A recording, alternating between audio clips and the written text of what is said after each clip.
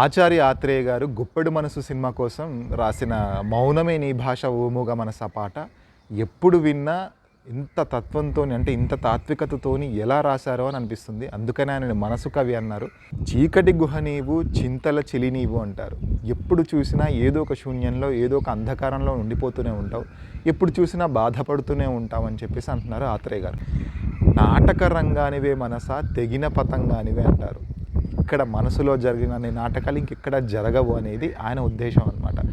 ఎందుకు వలచేవు అంటే ఎప్పుడు ఏదో ఒకటి కోరుకుంటూనే ఉంటావు. దేనో దాని మీద నువ్వు కోరిక ఉంటూనే ఉంటుంది. ఆ తర్వాత చివరికి అది ఎలాగో తీరదు. ఆ తీరని తర్వాత విపరీతంగా ఏడుస్తావు వగచేవు అని. ఆ తర్వాత ఏమన్నారు చూడండి, ఎందుకు రగిలేవో ఏమై మిగిలేవో, అసలు నువ్వు ఎందుకు బాధపడతావో ఎందుకంత తపన పడతావో అర్థం కాదు, ఏమై మిగులుతావో చివరికి ఏమైపోతావో అని చెప్పేసి మనసుని ఎదురుగా కూర్చోపెట్టుకొని మాట్లాడినట్టుగా ఉంటుందన్నమాట. అంతా సంభాషించినట్టుగా ఉంటుంది ఆయన పాట మొత్తం.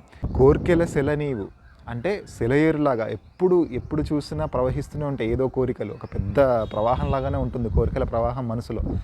ఆ తర్వాత ఊహల ఉయ్యాలవే మనసా మాయల దయ్యానివే అంటారు. ఊహల ఉయ్యాల అంటే ఏదో సంథింగ్ ఊహల్లో నన్ను ఉయ్యాలు ఊపుతూనే ఉంటావు, పెద్ద మాయల దయ్యానివే నువ్వు మనసా అంటారు.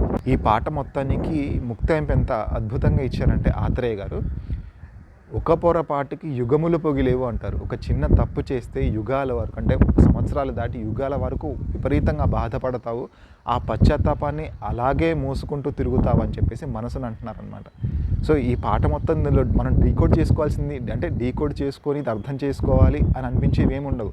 దాదాపు అన్ని అలతి పదాలే. కానీ ఎప్పుడు విన్నా కూడా అంటే వినకపోయినా ఊరికే అట్లా కాగితం మీద ఇలా రాసుకొని చూసినా కూడా ఒక్కొక్క వాక్యం ఒక్కొక్క స్టేట్మెంట్ లాగా ఒక్కొక్క కొటేషన్ లాగా ఉంటుందన్నమాట. మనసు గురించి ఆత్రేయ గారు ఇన్ని రకాల పాటలు రాశారు ఒక మనసు అనే ఒక అంశం మీద. అందుకే ఆయన మనసు కవి అంటారు. ఆయన పాటల్లో మనం డీకోడ్ చేసుకోవాల్సిన అవసరం పెద్దగా ఏముండదు, ఎందుకంటే చాలా సులువుగానే అర్థమైపోతాయి. కాకపోతే ఏంటంటే ఆ పాత మధురాలను మరొకసారి గుర్తు చేసుకోవడం అనేది నా ఉద్దేశం అనమాట. సో ఇలాంటి ఆసక్తికరమైన విషయాల గురించి మనం ముందు వీడియోలో మాట్లాడుకుందాం. ఒకసారి నా ఛానల్ కంటెంట్ చూడండి, సబ్స్క్రైబ్ చేసుకోండి. Thank you.